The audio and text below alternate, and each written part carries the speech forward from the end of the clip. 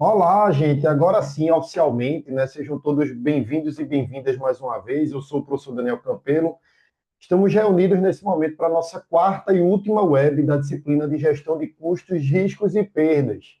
Hoje a gente vai concluir aí o nosso conteúdo. A gente ainda está na terceira unidade e vamos dar continuidade a essa terceira unidade. E aí, logo em seguida, a gente já entra na quarta unidade e aí a gente vai aí, então concluir, né, fazer o encerramento da nossa disciplina. E hoje, como é o nosso último momento, eu sempre deixo aí uma parte, assim, uma parte final ali para quem tiver ainda alguma dúvida, né, final ali sobre a disciplina, algo que queira esclarecer ainda, o que não tenha ficado claro, tá?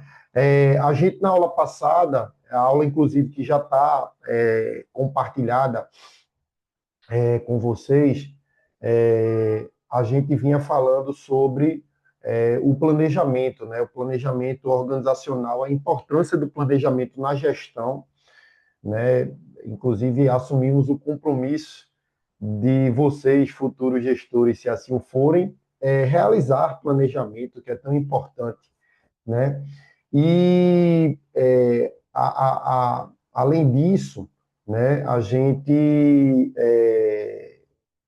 trouxe aqui alguns pontos, não só da importância do planejamento, mas erros que são cometidos, como não fazer diagnóstico, como não controlar, verificar o planejamento e esses elementos práticos que são bem importantes, né, para quem deseja aí realizar planejamento nas organizações. Eu deixo aqui, inclusive, para quem quiser se aprofundar um pouco mais, né, tem uma ferramenta, eu vou escrever aqui no chat, tá? Tem uma ferramenta que ela é muito utilizada para realizar diagnóstico, né? Que é a análise SWOT. Eu vou até deixar aqui na tela para vocês.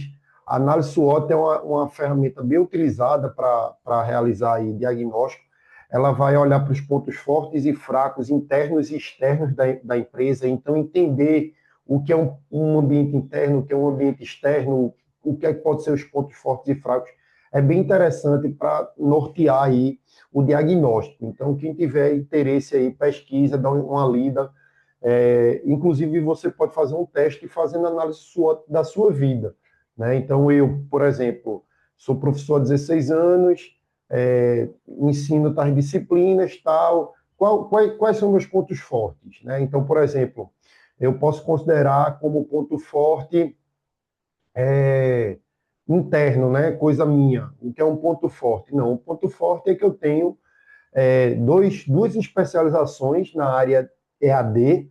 Eu sou especialista em metodologia EAD e sou especialista em ensino digital. Então, isso seria pontos fortes.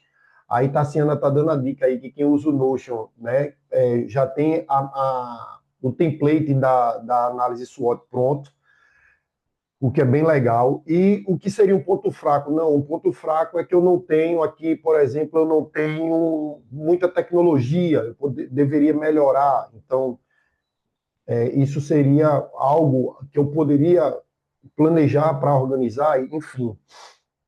Inclusive, essa identificação e esse plano é, já está feito.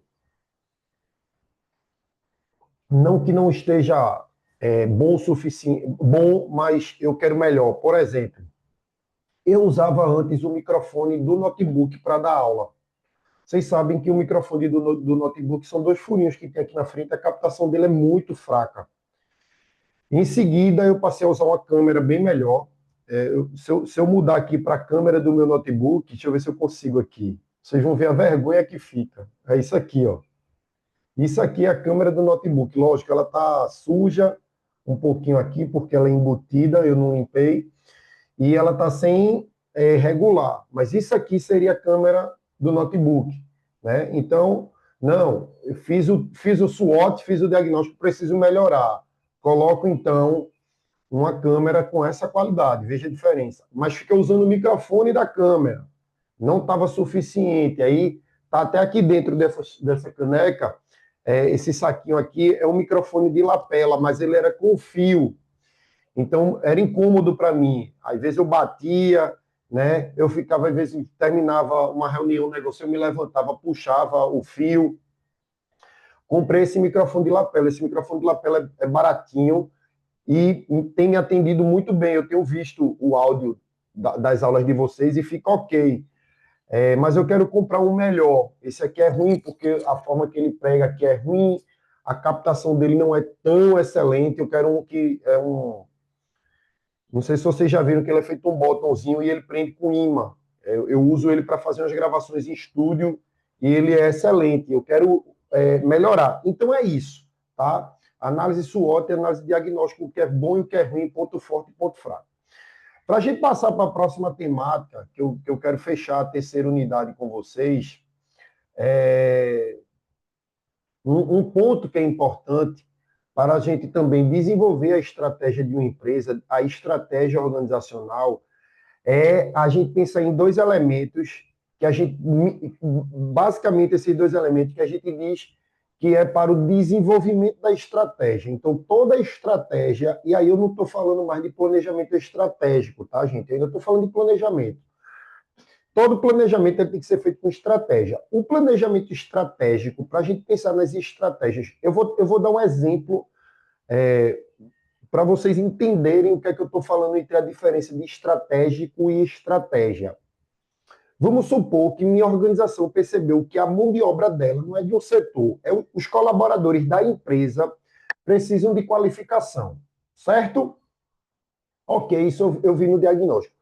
No meu planejamento vai estar que nos próximos 10 anos eu quero os meus colaboradores, eu estou dando um exemplo, tá? Eu botei 10 anos porque é longo prazo, para ficar caracterizado como planejamento estratégico. Nos próximos 10 anos eu quero todos os meus colaboradores qualificados. Isso é meu planejamento. Isso é meu planejamento estratégico, meu planejamento de longo prazo. Beleza? Porém, o planejamento ele tem que ser feito com estratégia. Nesse caso, o que é que seria? Beleza, vou qualificar os colaboradores, mas eu vou qualificar em quê? Eu vou qualificar em que área? Eu vou qualificar, eles vão fazer curso de quê? Isso é de acordo com o quê? Com a organização, com a missão da organização, com a visão da organização, com o olhar para o negócio, né? A estratégia corporativa e de negócio da empresa.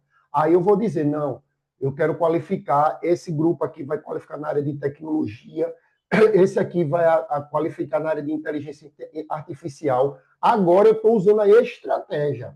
O planejamento era qualificar, era resolver a minha lacuna, beleza? Olhar para o negócio, e aí eu falei duas palavras que são essenciais, que eu queria fechar a parte de planejamento de vocês, que foi ontem, né?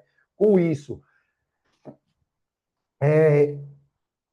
Olhar para o planejamento é olhar, não pode perder o olhar desses dois elementos, missão e visão. Eles são essenciais para o desenvolvimento da estratégia. Qual é a diferença? Missão é a razão de existir. A empresa ela tem que ser pautada sempre de por que essa empresa existe, por que eu criei essa empresa, certo? Isso aí é o que eu chamo de missão. E o planejamento também, a estratégia do planejamento tem que ser focada em onde eu quero chegar. Lembra que eu falei do propósito, do futuro? Isso é minha visão. Normalmente, missão e visão são dadas como frases. Então, minha missão é ser uma empresa de consultoria que utiliza tecnologias e ferramentas modernas para qualificar profissionais, porque minha empresa existe para isso, para utilizar ferramentas modernas, para transformar profissionais e qualificá-los em profissionais de alto padrão no mercado. Isso é minha missão. Eu estou dando um exemplo de uma empresa de consultoria. Minha visão é onde eu quero chegar. Onde eu quero chegar, eu tenho que dizer o que é que eu quero ser, onde eu quero ser e quando eu quero ser. Então, eu posso dizer que minha visão seria ser a maior empresa de consultoria EAD no Norte e Nordeste até 2060. Pronto. Certo? Eu fiz 2050. Pronto. Eu fiz o quê? Eu disse o que é que eu quero ser, a maior empresa de consultoria EAD, onde eu quero ser, Norte-Nordeste, e até quando eu quero ser, 2050, daqui a 25 anos. Então, eu tenho agora, no meu planejamento, dois elementos para eu pensar a estratégia do planejamento. Isso serve para o planejamento estratégico, serve para o planejamento tático e serve para o planejamento operacional. Eu não posso fazer com que meu plano ele não seja condizente com a minha missão, tampouco o meu plano pode me levar para um outro lugar, senão o que eu determinei na minha visão. Beleza? Dito isso, a gente fecha a parte de planejamento, que eu tinha dito a vocês que eu queria concluir hoje, e a gente já entra na nova temática, que já já eu abro o slide aqui, né? Que é essa nova temática que a gente vai falar é, é, para poder dar o retorno, né, de um planejamento ok. Então, o que é que eu preciso para me orientar melhor para um bom planejamento, né? Isso é muito importante. Então, vê só. Primeiro, inclusive, eu gostaria de agradecer. Eu recebi feedback aqui da turma de vocês. Uma aluna deu um feedback aqui bem positivo, né? E eu recebi esse feedback e fiquei muito feliz, tá? A aluna, inclusive, ela nem está aqui para eu agradecer ela pessoalmente, mas ela deixou um feedback lá com a tutoria e eu recebi aqui, então eu queria agradecer. E queria também, obviamente, agradecer, que eu já ia esquecendo, mas não vou esquecer, de agradecer a Ana Cláudia. Ana Cláudia é nossa tutora. Ana Cláudia me salvou aí dos apuros no dia que eu tive um probleminha lá, e Ana prontamente me alertou e eu já entrei em contato com ela, já deixamos tudo alinhado. Então, esse trabalho entre professor e tutor é importante para que a gente tenha uma disciplina que transcorra normalmente, né, e naturalmente. Então, Ana, obrigado aí por ter comparecido também aqui comigo nas aulas e também por essa parceria, né? Eu acho que quando a gente trabalha assim alinhado, fica tudo mais fácil, porque a gente trabalha justamente com isso que eu vou falar agora, né? Parece que foi um script, mas nem foi. Trabalhar com informação, gente. Gestão da informação. Informação é essencial. Veja que eu tive uma intercorrência, não tive como avisar, a Ana prontamente me procurou, já alinhei com ela, já disse que estava reagendando. Se vocês precisassem, Ana já tinha um feedback para dar a vocês. Informação. Então, quando a gente está trabalhando com gestão, quando a gente trabalha com custo, com risco, com tudo, é fundamental a gente fazer gestão da informação. A informação, ela é ouro, tá? Agora, para a gente fazer um bom planejamento, por exemplo, o que é a análise SWOT, que esse diagnóstico vai nos dar? Informação, tá? Só que a gente precisa ter cuidado, porque a gente está na era, né? Da informação fake, né? As pessoas com muito imediatismo, muita pressa, não têm checado a informação, não têm verificado a informação, né? E isso acaba sendo um grande problema para o gestor, porque a informação ela é norteadora da tomada de decisão, dos alinhamentos, das estratégias. Então, gerir informação é justamente esse processo de coletar, registrar, analisar, classificar, descartar, para que a gente use a informação precisa para gerir qualquer coisa. Então, a gente tem que estar muito atento a isso. E eu vejo que muitas vezes o gestor está utilizando informação mentirosa, fake, informação manipulada, informação fora de contexto, informação desatualizada. A informação ela tem que ser verídica, atual, verdadeira. Né? É importante que o gestor ele tenha atualizada, que ele tenha informações atualizadas, senão ele vai se fundamentar em informações que já nem existem mais. E aí ele está se baseando em quê? Em algo que vai levar para ele uma deturpação da realidade. E aí ele vai decidir errado. Tem um ditado americano que diz garbage in, garbage out. É lixo dentro, lixo fora. Como é que a gente pensa nisso nesse contexto? É que se a informação que você receber é um lixo, não presta, é antiga, é desatualizada, é descontextualizada, a informação que vai sair, né, aquilo que você vai é, decidir e fazer vai ser lixo, porque a informação está errada. Então a gente tem que ter muito cuidado com a tomada de decisão, a gente tem que ter muito cuidado com a informação falsa, desatualizada, certo? Então, eu vou abrir aqui, só para a gente concluir essa terceira unidade, deixa eu só carregar aqui. A gente tem aqui, então, vou lá para o fim, né, onde a gente parou. A gente parou aqui na aula passada, né? A gestão da informação pode abranger um ciclo de atividades organizacionais. Aí é como eu falei, coletar, analisar, categorizar, contextualizar e arquivar. Em alguns casos, quando ela não for mais útil, excluir para atender às necessidades de uma empresa.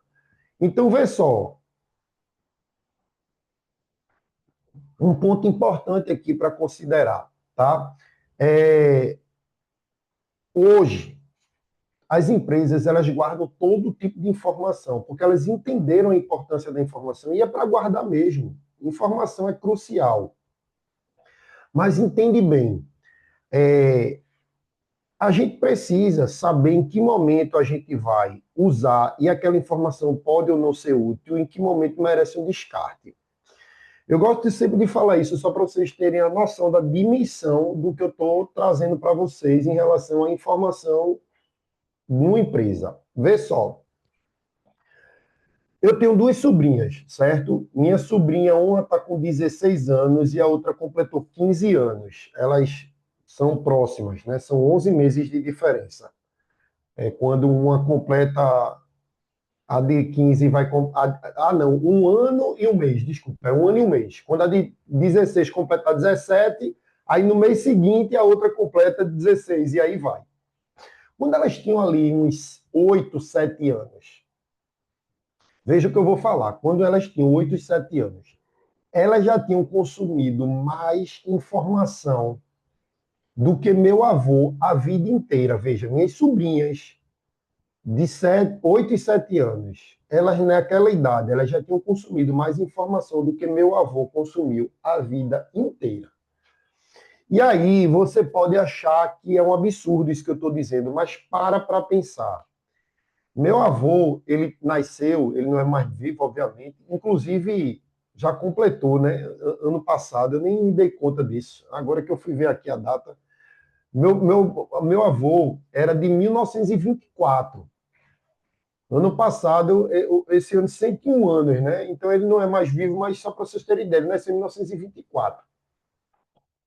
Ele nasceu num mundo, gente, em que o acesso à informação era extremamente restrito. A informação que se tinha era informação ali do dia a dia. Óbvio, ele mais velho, ele tinha uma rotina que era o quê?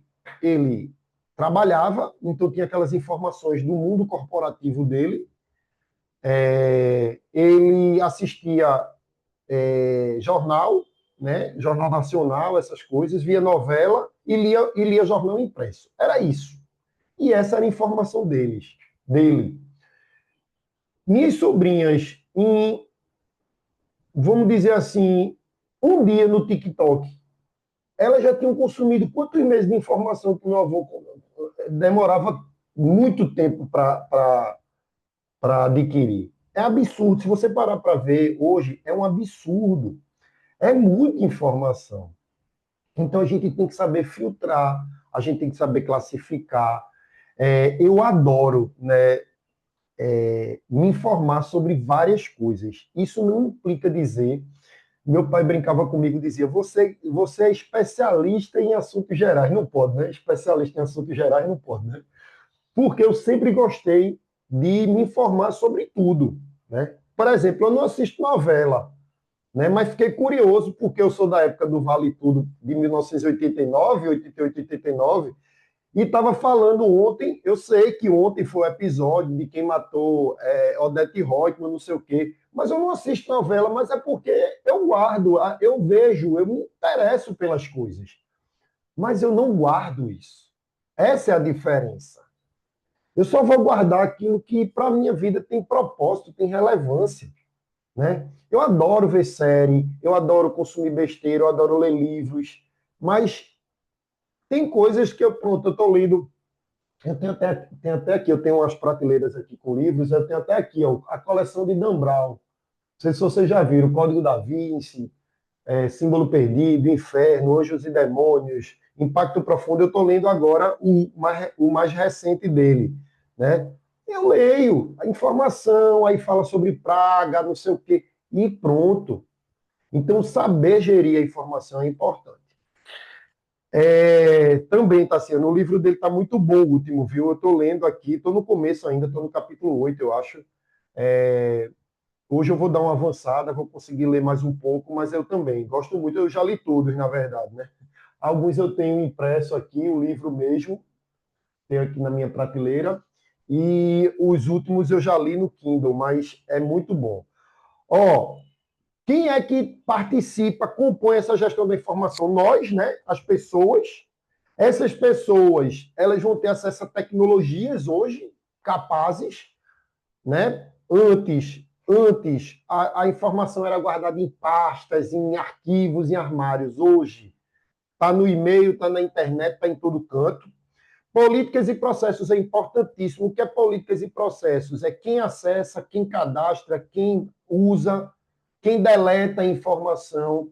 As pessoas que são envolvidas numa empresa com informação, elas normalmente têm login, senha e as políticas de acesso, os privilégios. Quem é que pode armazenar informação, quem pode classificar, quem pode usar, quem pode excluir. E aí, obviamente, os dados e informações, que é o ouro, né? É o ouro desse mundo moderno, contemporâneo, que é a informação. Eu tenho trabalhado, como acho que eu já falei para vocês, eu tenho trabalhado aqui em Recife com um curso de inteligência artificial para gestão de negócios. Não é esses cursos que vocês veem aí no Instagram, é um curso que ele é feito num lugar, num instituto, ele é presencial, ele é prático, né? Então é um curso bem robusto e a gente vai. Já tivemos a primeira turma, foi um sucesso. Vamos fazer a segunda turma agora em outubro e vamos ter a terceira turma em, é, em janeiro. Só que o que é que acontece? Fica evidente quando a gente está tratando, né, do curso que, por exemplo, quando você vai usar IA para fazer gestão de negócio, gestão de negócio ela é feita é, com informação. E se você usa inteligência artificial, por exemplo, mas não tem informação, não tem nada. Né? Então, assim, informação, ela hoje, ela é ouro, né, nas organizações. Existem muitas ferramentas para fazer gestão da informação, aí quem quer se aprofundar, né, quem quer, de fato, atuar, né, nessa área, né, e aí a gente tem o INBOK, que é o Information Management Body of Knowledge, que é conhecimento, né, informação da gestão do conhecimento, que é uma estrutura que divide as habilidades de gerenciamento de informação em 6 áreas de processo e 4 de informação e 4 áreas de processo. Então, só a título de conhecimento, né, essa ferramenta, por exemplo, de gestão da informação, ela vai ajudar o gestor a dividir a informação, por exemplo, na área de projetos, na área de mudança de negócios, na área de operações comerciais e na área de gerenciamento de desempenho. São 4 áreas que eles atuam de processos aí para gestão do conhecimento. Tá? Então, É isso. Fechando essa parte, a gente tem, e aí eu mostro para vocês que está aqui já no fim, né? Esse slide já está para vocês. Fechando essa parte, a gente tem então agora o conteúdo da nossa última unidade. E a nossa última unidade, ela começa com o custo de estoque, ou custo de embalagem. Então, a gente vem tratando aí da gestão de custos, a gente viu custo de transporte, a gente viu gestão de risco, gestão de perdas, e uma parte que é muito negligenciada, inclusive falta planejamento nas organizações, é o cuidado, né, com a embalagem. A embalagem não só, gente, olhe como uma coisa bonita, uma caixinha, mas a embalagem para proteger, para acomodar adequadamente o bem. E isso gera um custo. Uma coisa é eu vender essa garrafa do jeito que ela está aqui, outra coisa é eu transportar essa garrafa. Desculpa. Eu transportar essa garrafa, botar ela guardada para que ela não arranhe, para que ela não danifique.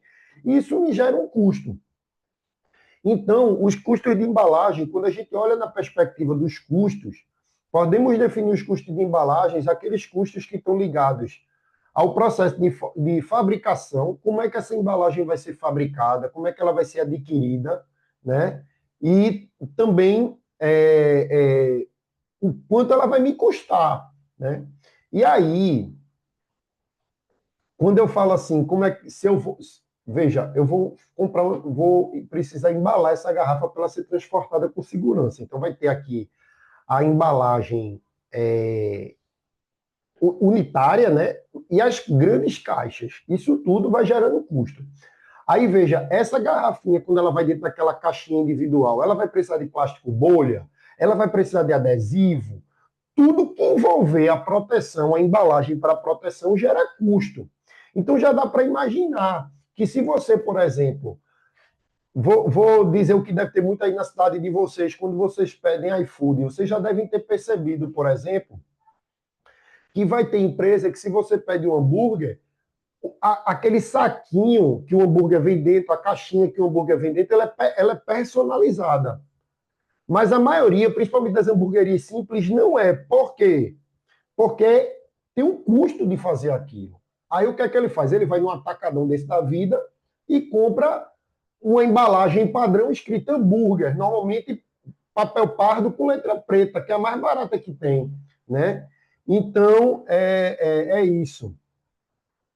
É dessa forma que a gente olha para os custos de embalagem. Agora, uma empresa que ela vai numa gráfica, ela paga para fazer um layout, um design, aí já é um custo, né? Para pagar alguém para fazer isso. Hoje muita gente tem usado a IA para fazer isso. Aí vai na gráfica e produz a embalagem personalizada. Aí se a garrafa é grande, a caixinha é grande. Se a garrafa é pequena, a caixinha é pequena. Não tem uma embalagem padrão, tudo é personalizado. O custo disso é muito alto. E aí, a gente tem aí os tipos de custos de embalagem, né? Então, como eu estou explicando para vocês, né? Isso tudo que eu expliquei rapidamente agora, tamanho, forma, personalização, é tudo o custo. Então, antes, eu inclusive comecei falando, né, do design, que gera um custo, mas antes do design, tem o projeto estrutural, né? Como é o formato da caixa, né? Para abrigar de forma adequada. Tem toda a parte da estrutura, né? Outra coisa, essas caixas pequenas das garrafas, utilizando a garrafa como exemplo, vai para uma caixa grande. Essa caixa grande ela vai acomodar, ela vai ser feita para acomodar quantas caixas pequenas. Tudo isso gera custo. É um projeto para entender, né? E aí, dito isso, aí vem a parte do design gráfico, que é justamente o que vai gerar aí, dependendo do projeto, um custo maior ou menor, né? Você pode comprar uma embalagem já feita, como eu estou dizendo, mas você pode mandar fazer. E aí, obviamente, que se você manda fazer e manda com poucas cores, uma versão mais simples, só com uma logo, é mais barato, né? Mas se você quer desenvolver uma coisa mais personalizada, uma experiência maior, aí vai ter um custo maior. E aí, obviamente, depois do design estrutural e do design gráfico, vem a própria fabricação, como eu disse, né? Quanto mais personalizado, quanto mais diferente for o material, o tamanho, etc.,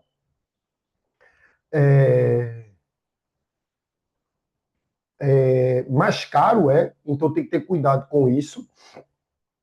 Toda a parte de suprimento e preenchimentos é, é considerado também um custo. Então, como eu falei para vocês, né? Se tiver aquelas plástico bolha, almofadinhas de ar, fita adesiva, etiqueta, elástico, corda, tudo isso que for utilizado para embalar o produto também gera custo. Gente, eu sei que muitas vezes dentro de um custo de operação, o custo de embalagem é um custo pequeno, mas não é porque é um custo que ele é pequeno, por exemplo, quando comparado a um custo logístico, é que a gente deve desprezar. Às vezes é nessas pequenas economias, que é pequena em relação ao tamanho dos outros gastos, mas é um custo significativo, daria para fazer várias coisas com essas economias, que a gente deve negligenciar, né? Inclusive, pensar na embalagem em relação a esse último item, que é a remessa. Veja, é, na logística, quanto mais volume você transporta, melhor. Então, imagina que você tem um produto que você distribui e ele vai todo bagunçado, todo misturado, e aquilo ali ocupa um grande espaço. Então, suas remessas são menores. Mas aí você é, elaborou caixas, por exemplo, tubos de alguma coisa. Aqueles tubos vão tudo emaranhado, assim, ocupa um espaço imenso no caminhão. Você consegue transportar uma pequena quantidade. Então, para você transportar muito tubos, você tem que fazer várias viagens. Mas aí você pensou em caixotes que os tubinhos ficam tudo deitadinho lá, organizado, um em cima do outro, enfileirado, e você enche o caminhão todo, ou seja, com 2 viagens você consegue transportar todos os tubos. Veja como pensar a embalagem impactou no seu custo de transporte, porque agora você não precisa fazer tantas viagens. Então, tudo isso tem que ser pensado, né? Além disso,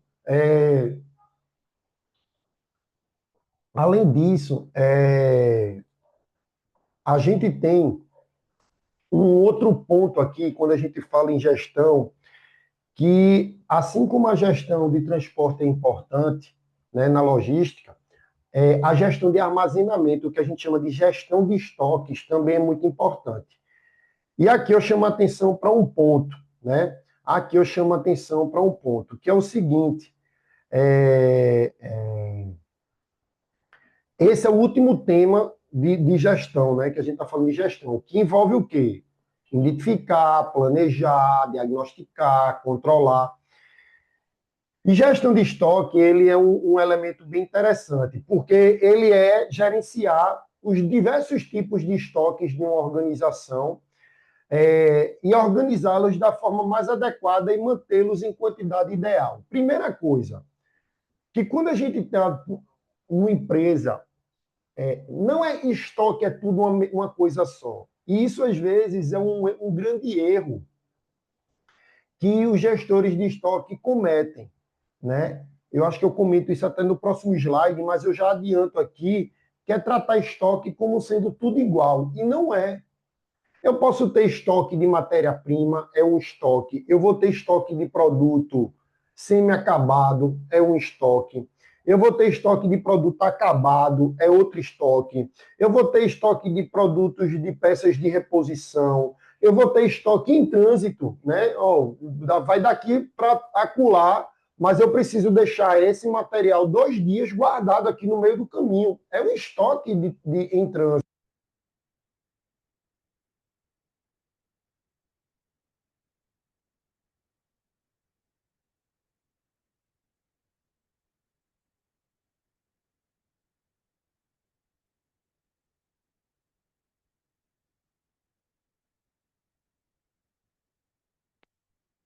Foi? Alô, agora.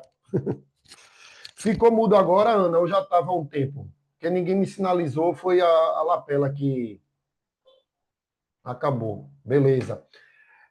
Foi a lapela que acabou a bateria, mas eu tenho reserva. Como eu estava falando, é, quando eu estou olhando para o estoque, hoje estoques são extremamente dependentes de tecnologia. Então, quem vai trabalhar, ser técnico, fazer técnico logístico, gestão logística e se aprofundar na área, são pessoas que vão ter que aprender essas nuances, ter qualificação para gerir bem o estoque, certo? Então, eu trago aqui, ó, alguns elementos que afetam o estoque. Então, quem vai trabalhar com estoque não tem qualificação. A pessoa que vai trabalhar com estoque tem que entender de estoque, né? Ela tem que entender de como funciona o estoque, o que a gente vai ver já já, como equilibra o estoque. Então, tudo isso precisa ser considerado. Um outro ponto, itens de estoques diferentes teriam que ser tratados de maneira diferente. Aí isso eu já falei, né? Acabei de falar. Uma coisa é uma coisa, outra coisa é outra coisa. Tem gestor que está tratando tudo como a mesma coisa. Não pode, tá? Então, é um problema também que acaba afetando estoques. Os sistemas de gerenciamento de estoques são bastante operacionais e exigem muito conhecimento. Gente, gestão de estoque não é para qualquer pessoa que faz, não. Óbvio que o que a gente está passando aqui são conhecimentos justamente para trazer esse alerta. E você que vai trabalhar numa empresa e pode estar vinculado à área de gestão e aí de estoques, você dizer, opa, é um conhecimento muito específico. Por exemplo, gestão de estoque tem uma técnica que a gente usa, muita gente não sabe, que é FIFO. First in, first out. É o primeiro que entra, é o primeiro que sai, né? Então, principalmente quando você não quer que o seu estoque se estrague, né? Eu tenho aqui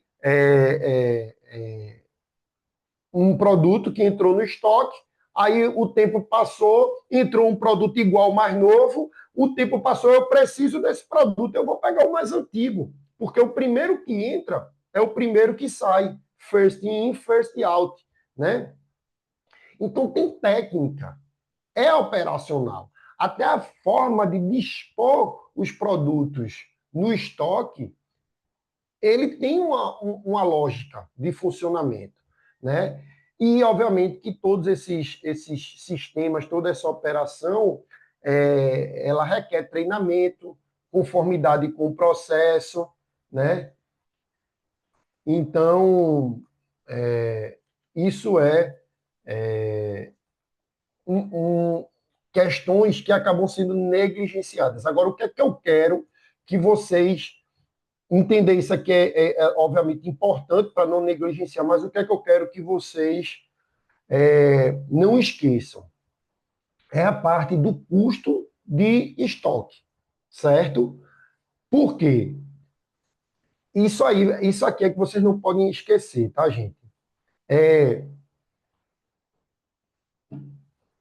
qualquer excesso de estoque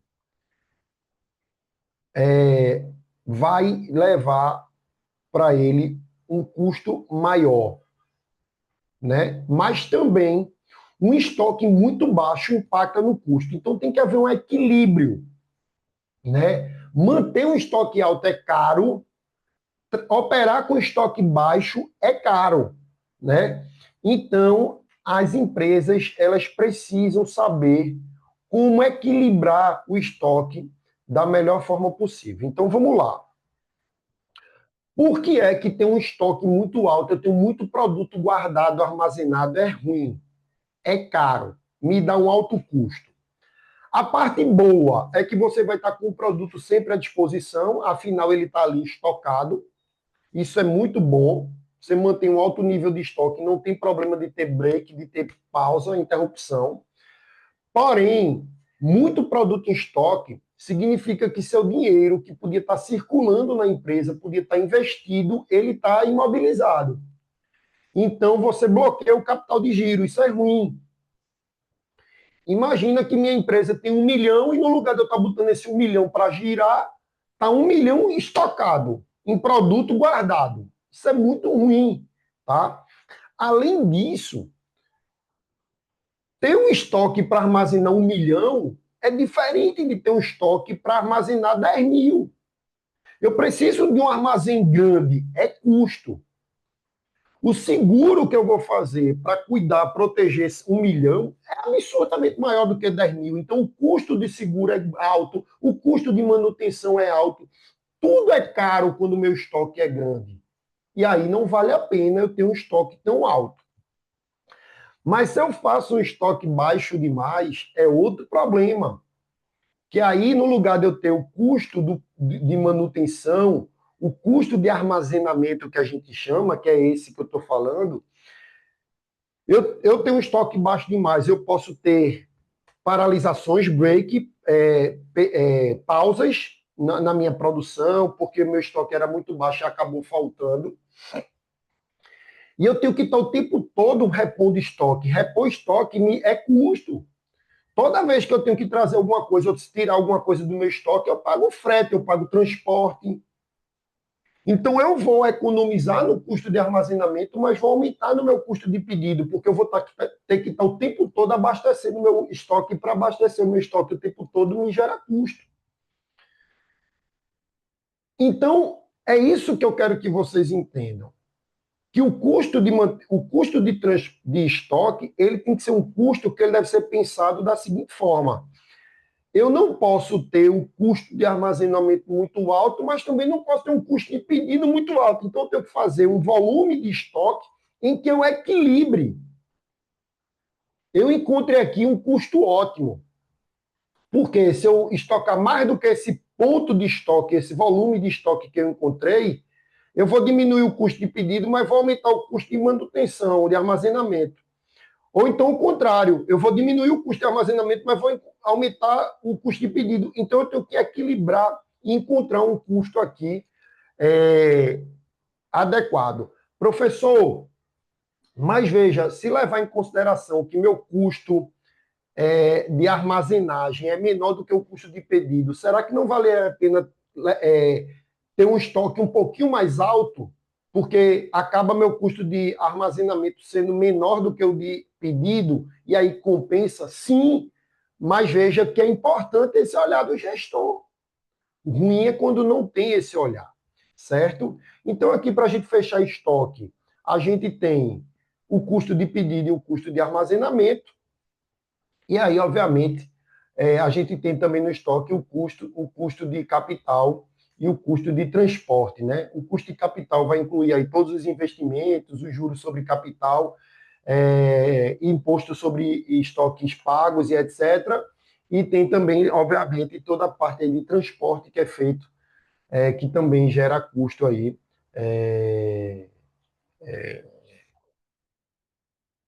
para fechar aí os custos de estoque. Para a gente terminar, gente, o nosso conteúdo da nossa quarta unidade da nossa disciplina, eu trago uma reflexão aqui, e para isso eu trago uma ferramenta da gestão, né, que é só para mostrar que isso que eu estou falando tem fundamento.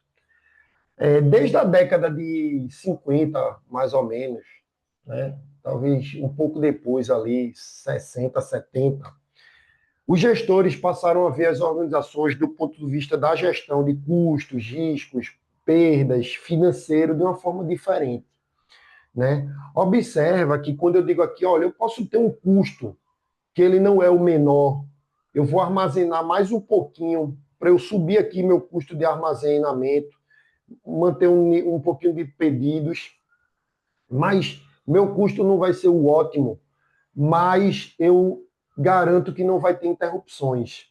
Observa que quando o gestor ele paga um custo de estoque, estou dando um exemplo, tá um pouquinho maior para não ter interrupções, ele está fazendo uma gestão que vai além das questões financeiras. E hoje, para quem vai fazer gestão no mercado competitivo, tem que ser estratégico. Não adianta só, o meu custo tem que ser menor. De que adianta ter teu custo ser o menor se tu não atende às expectativas do teu cliente, se tu não tem quem compre teu produto.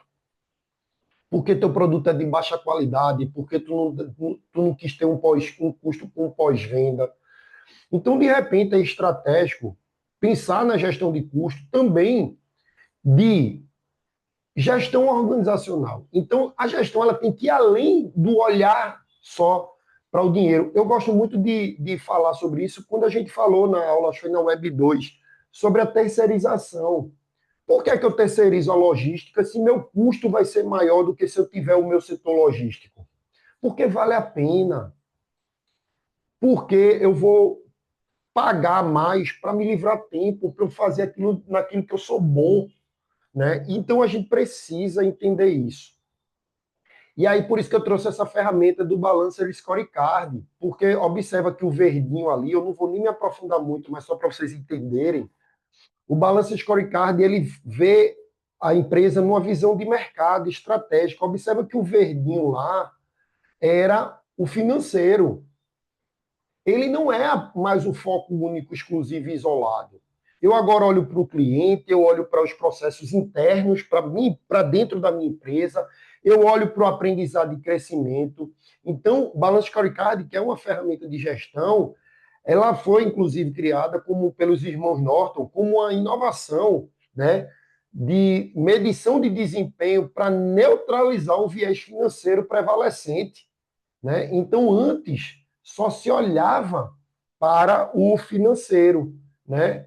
E aí, Robert David Norton, em 90, resolveu melhorar o desempenho das empresas a partir de outros olhares.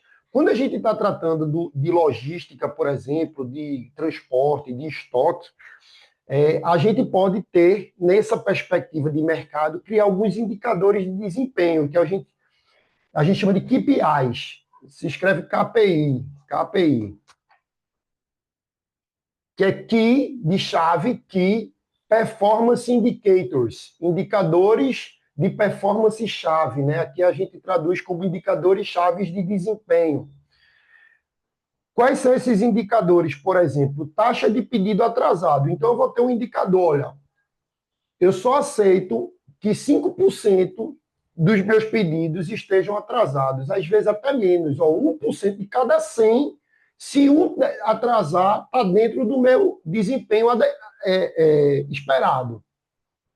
Se for mais, a gente vai precisar ajustar. Então, ele cria um indicador, né? Taxa de pedido atrasada, quantos por cento, né, do número total de pedidos entregues, quantos por cento chegaram fora do prazo que tinha sido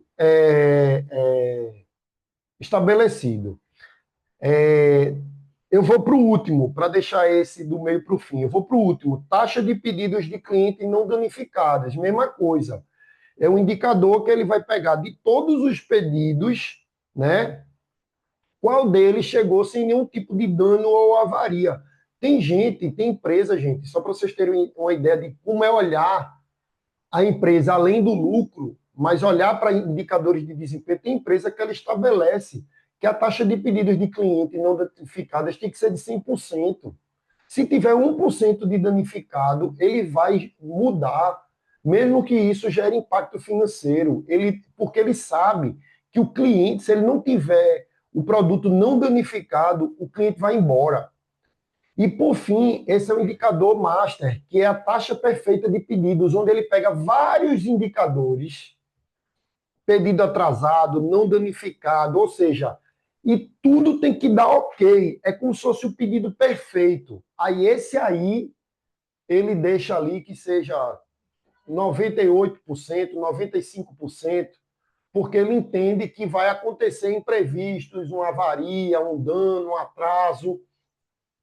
Se ele tem a taxa perfeita de pedidos de clientes de 100%, é excelente. Por quê? Porque está indicando a ele que ele conseguiu entregar todos os pedidos, né, sem nenhum problema, 100% perfeito, o que seria ótimo. Ok, gente? E era isso que eu tinha para trazer para vocês na nossa disciplina de gestão de custos, riscos e perdas.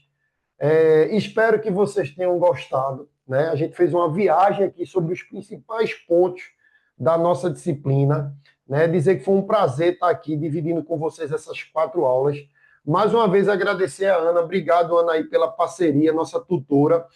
Embora esse seja o nosso último encontro, né, nosso último momento ao vivo, tanto eu quanto a Ana Cláudia, nossa tutora, nós estaremos à disposição de vocês pelo ambiente virtual, pelo Fale com o Tutor. Então, se durante o estudo tiver alguma dúvida, a propósito agora, se alguém tiver alguma dúvida, podem colocar aqui, tá?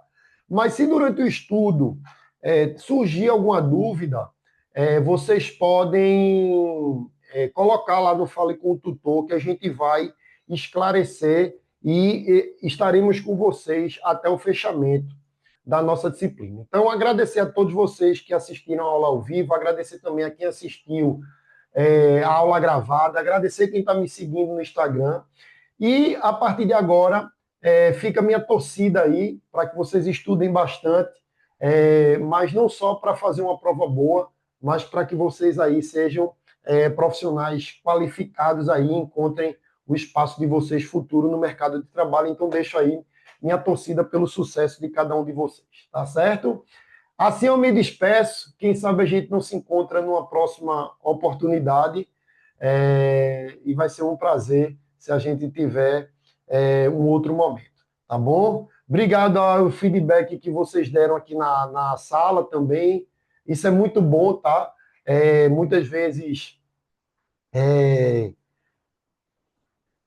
quando um professor não atende às expectativas ou algo do tipo, ou quando a gente não gosta de algo, normalmente a gente se manifesta, mas quando a gente gosta, normalmente a gente se reserva. Então, fico feliz aí pelo feedback de vocês e agradeço imensamente. Isso é muito motivador, né, para quem trabalha com ensino há 16 anos e tem feedbacks desses, isso é bem legal. Tá bom, gente? É isso. Um grande abraço. Fiquem todos com Deus. Até a próxima. Valeu. Tchau, tchau.